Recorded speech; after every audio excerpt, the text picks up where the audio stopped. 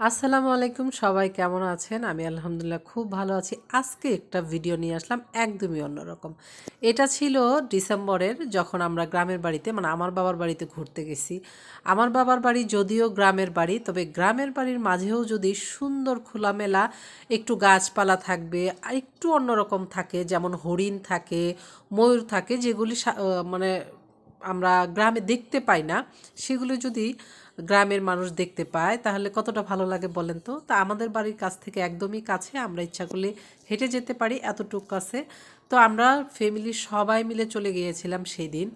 এত বড় একটা ফার্ম করছে, তার ভিতরে কি নাই বলেন তো। হরিণের বাচ্চা আছে ছোট ছোট, তারপরে হলো ময়ূর আছে, এক সাইডে হলো বিশাল বড় বড় হলো গরু আছে, যেগুলি সব ভিডিও করা হয়নি। তারপরেও হলো বাচ্চারা এত আনন্দ করছে, কারণ গ্রামে তো হলো গাছপালা সবসময় দেখা হয়, এই জিনিসগুলি দেখা হয় না।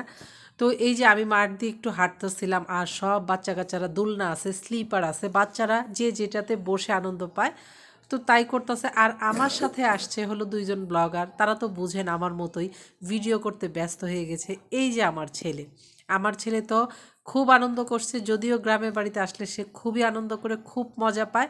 এখানে এসে তো সে আরও মজা করতেছিল, কি আর বলবো। আর আমি যে কতদিন পরে, দিন না বছর বলা যায়, শাড়িটা পরছি, আমার ভাল লাগতেছে।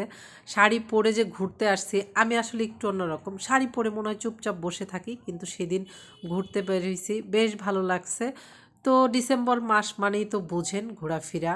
তো আমার এই হাতের পিছনে দেখেন সুন্দর একটা তারায়ের বেড়া যেটা বলে গ্রাম অঞ্চলে, এটা দিয়ে ছোট ছোট ঘর তৈরি করা হয়েছে, এখানে 2 থেকে 3টা, তা বসার জন্য খুব সুন্দর মোড়া দেয়া আছে। আমি একটু বসে নিলাম, এত সুন্দর জায়গা, একটু না বসলে হয় বলেন তো। তো একটু বসে বসে হলো ভিডিও করতেছিলাম।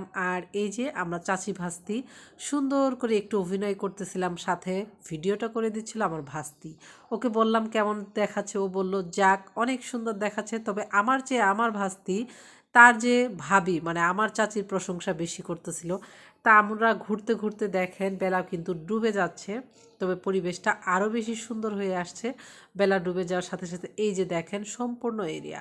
আমার বাড়ি হলো জামালপুর দেয়ানগঞ্জ। তো যারা যারা হলো আমার ভিডিওটা দেখবেন, কমেন্ট করে জানাবেন কোথায় থেকে আপনারা ভিডিওটা দেখছেন। আর অবশ্যই গ্রামের বাড়ির পরিবেশ, এটা আমরা সবাই জানি, সব সময় সুন্দর, ভালো লাগা, ভালোবাসার একটা জায়গা, তাই না?